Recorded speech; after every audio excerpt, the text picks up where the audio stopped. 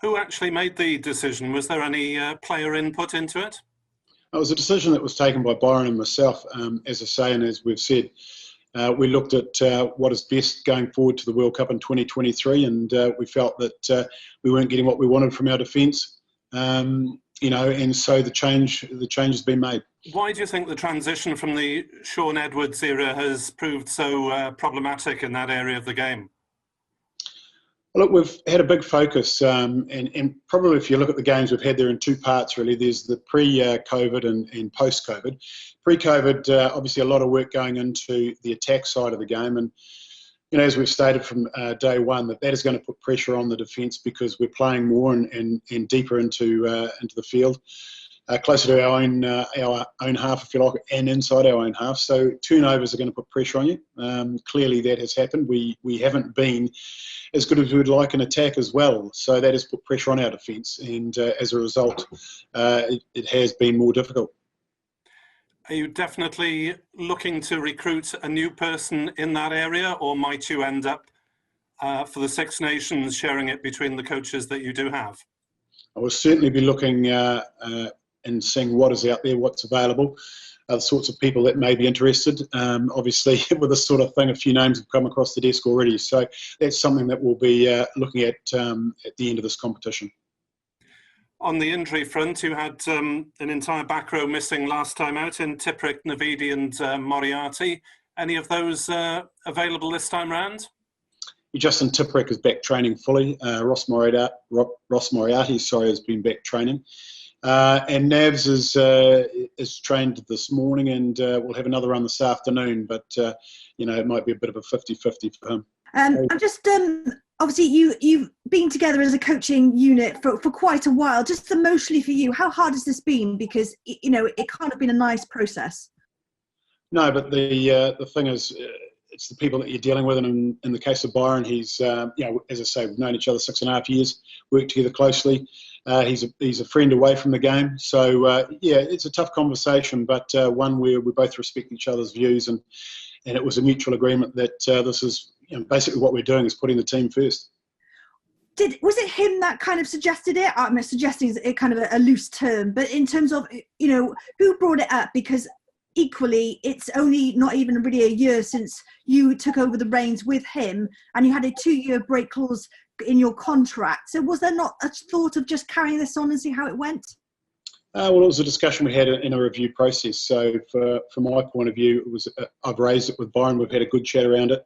A lot of things, there's the technical, tactical side of things, and there's how we feel as people in our roles. So, look, it was a very mature discussion, and that's the result that we came up with. Looking forward now, you said kind of the Six Nations, that was going to be a clean break. Are you excited, nervous? What's your feeling about the upcoming weeks? Oh, look, we're very excited. Obviously, disappointed with how we've come out of COVID, because I think if you look at pre-COVID, I think we were 3 tries all with England, 3 tries all with France, a game that we could have and should have won. So I don't think going into the break we were too far off where we wanted to be with the changes that we were making. Clearly, we're very disappointed with how we've come out of COVID.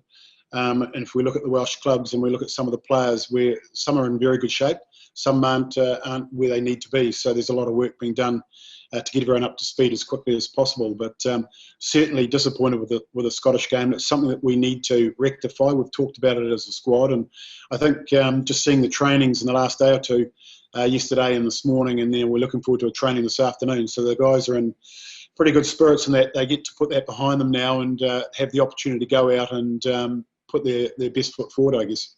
Last question from me. I spoke to Steve Phillips last week. He said he's always in conversation with you and that you have a plan. How is that plan going in your view? Obviously, this is a long-term project looking to the World Cup. Where are you on that kind of trajectory?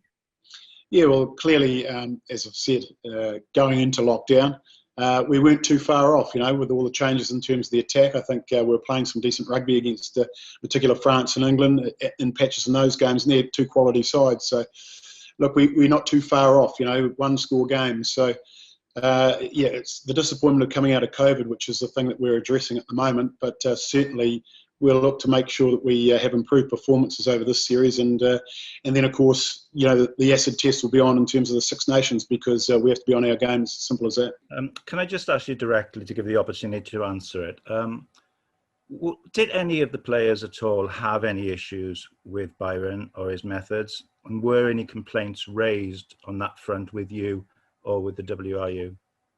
I'm continually talking to players on a daily basis as what we do in terms of the attack, the defence, the whole lot. So, you know, we're constantly talking and reviewing training sessions, classroom sessions. All those things are being done on a daily basis, and it would be done regardless of which coach we're talking about. The decision in relation to Byron was one that he and I sat down and discussed, and it was a decision that I took. So it was ultimately your decision, not a Welsh Rugby Union decision taken above your head? No, it was my decision, and I informed the necessary people at the appropriate time. Just lastly from me, I mean, looking from outside, it's only a year in, one of your coaches has gone. Can you understand, especially with the losing run, people may look at it and say, this looks like a little bit of a mess? Oh, certainly. But what really counts from our point of view is making sure that we stay focused on what we're doing on a daily basis. And it's really the feeling for me when I'm talking to the senior players and talking to the other coaches on where we think we're at with our game. And as I've mentioned, we were pretty happy, even though we'd lost to England and France, that the changes we were making, which does take a bit of time, that we were heading in the right direction. It's certainly very disappointing coming out of COVID with the two games that we've had. So it's really two parts to it. So what we need to do is make sure that we get back to where we were and play a bit more rugby, back ourselves. And I think we just went into our shells a little bit in that Scotland game. Wayne, Simon's covered most of it there, but what would you say to those Welsh fans who think the decision to remove Byron was a bit of a panic move? Well, look, from our point of view, it's looking at it and saying, what do we want to be doing in 2023? That's the big goal. And at this stage, we'd made a decision that we weren't heading in the right direction with the defence. So we've made the decision to make the change now rather than wait longer. Has he been made a scapegoat at all?